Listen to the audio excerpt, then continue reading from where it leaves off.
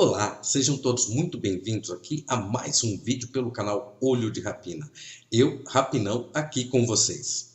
Hoje vamos falar o que é uma teoria dentro do campo científico. Existe uma grande diferença entre crença, teoria e hipótese. No primeiro vídeo animado aqui do canal eu falei um pouquinho sobre isso, mas hoje nós vamos falar um pouco mais. Preparados para entender a diferença desses conceitos? Então bora aprender!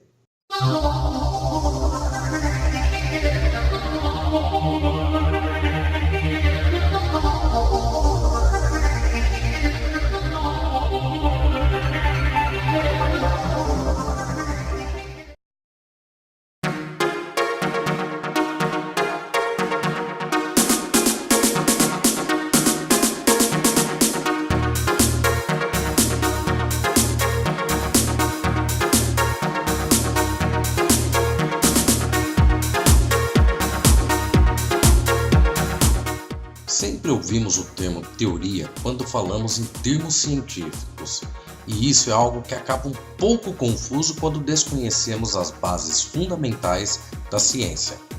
Quando usamos, por exemplo, o termo pode ser, isso nos leva a um conceito de possibilidade, e as possibilidades abrem espaço para várias hipóteses. Uma hipótese surge quando passamos a buscar respostas para algo existente, porém sem evidências de seu funcionamento. As hipóteses abrem portas para buscar evidências que algo é real ou que funciona da forma como se imagina. Hipótese não precisa ser sustentada por evidências, pois nela existe apenas especulação de um possível funcionamento, mas é a partir das hipóteses que as buscas de evidências se iniciam. Não podemos aqui confundir a hipótese com uma crença, pois uma crença, assim como uma hipótese, não necessita de evidências, mas a crença define algo como real sem a necessidade de evidências. Isto quer dizer que a crença nada mais é que acreditar que algo seja daquela forma sem o esforço de buscar por respostas. É aquilo e pronto. Podemos definir a crença de várias formas, mas todas são baseadas em dogmas e naquilo que se acha correto. Um exemplo bem amplo são as crenças apocalípticas de internet, pois nelas não se necessitam de provas ou evidências para que se afirme que são reais. Baseia-se apenas em textos escritos ou comentados por pessoas, mesmo que estas sejam acadêmicas. Acha-se e pronto, pois um dogma não se permite ser questionado, é o que está escrito ou falado e nada mais. Se questionado, taxa-se quem questionou de incrédulo, cético ou negacionista. Qualquer pessoa que questionar uma crença será na mesma hora tida como errada e perseguida por seus questionamentos. Uma religião, por exemplo, se vale das questões de fé. A partir dela, cria-se os seus dogmas e conceitos, baseia-se nelas a sua crença e, portanto, não cabe questionamento. Mas isto não está errado, pois permeia-se apenas nas questões de fé e crença. No entanto, isso implica que não deve ser misturada com questões científicas. Então, tudo que se acredita ser real, sem ter uma única evidência de sua existência, é tão somente uma questão de crença e nada mais. Uma teoria, porém, já é bem diferente disto tudo. Algo não pode ser teórico apenas por acreditar nele. É preciso ter evidências que aponte o real funcionamento.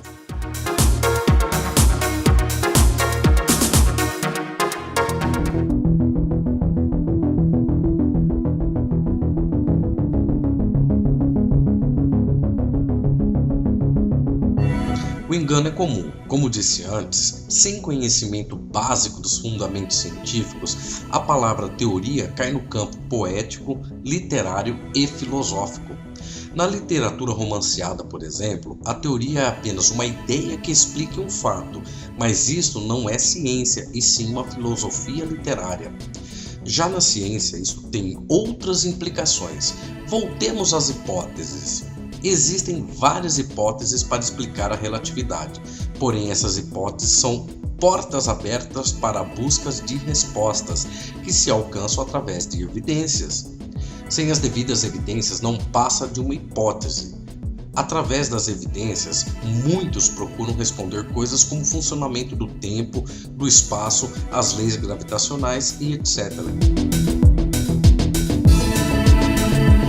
Muitos desses fracassaram miseravelmente em suas hipóteses e nunca saíram do campo filosófico, ou seja, foram apenas discutidos e jamais provados.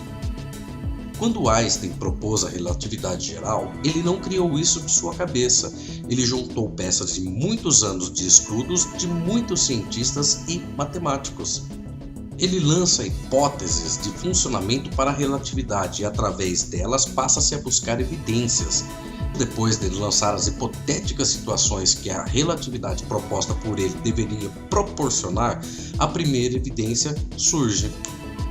Na cidade de Sobral, no Brasil, comprovou-se pela primeira vez durante um eclipse que a luz se curvava diante de corpos pesados gravitacionalmente e estrelas que deveriam estar atrás do Sol foram fotografadas, provando assim que a luz faz curva e que existe uma curvatura no tecido espaço-tempo, como foi proposta por Einstein. Este experimento foi comprovado tempos depois em outros eclipses, e assim a primeira evidência de sua hipótese surgiu. Com esta evidência, coloca a hipótese da relatividade como uma teoria. Muitos fenômenos foram descritos por Einstein para que sua hipótese fosse real, e à medida que cada uma delas foram sendo comprovadas, ampliou-se ainda mais a certeza que a teoria da relatividade geral estava certa. Ou seja, uma teoria no campo científico é bem diferente que uma hipótese e bem distante de uma crença. A teoria da relatividade geral continua como uma teoria e sempre será, pois nela existem coisas que não podemos observar, como o tempo e a malha do espaço. Podemos observar seus efeitos, como a luz curvando devido a um campo gravitacional. Isto é uma evidência, mas não podemos ver a deformidade que causa a curva da luz. Além disto, muitas outras evidências surgiram nos anos que se seguiram, como por exemplo as ondas gravitacionais. Assim, a teoria da relatividade geral não é uma questão de crença, e sim de evidências. O mesmo se aplica à teoria do Big Bang. Qualquer estudante de ciência básica do ensino médio entende que o Big Bang não foi uma explosão e sim um evento. Mas até aqui é apenas uma hipótese e não uma teoria, pois não foi filmado nem fotografado, ou seja, o Big Bang não foi observado. Quando esta hipótese foi proposta, ela foi bem ridicularizada, já que não existia nenhuma evidência de que isto ocorreu e, por zombaria, recebeu o nome Big Bang. Mas os que zombaram caíram da cadeira quando evidências que sustentaram esta hipótese surgiram. O astrônomo Hubble, que tem o seu nome homenageado no primeiro telescópio espacial, descobriu que o universo estava em expansão.